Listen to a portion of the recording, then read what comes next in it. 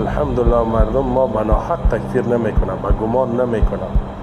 مسلمان لغوی کلگی گفتم اسلام لغوی، ایمان لغوی، مؤمن لغوی، ایره کل سلف استعمال شده است. ایره کسی کفر نمیگه.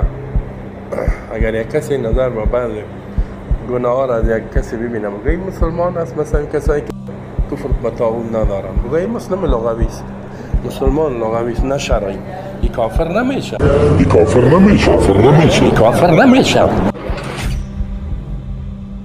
اقوال وجود داره. سلام سالم. مؤمن به معنای لغت که بیایی درجهش اسلام بالاست، مسلم هم میه به معنای لغت.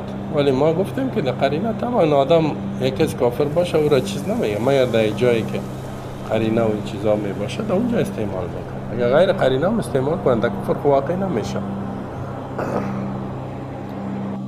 اگر غیر قرینه هم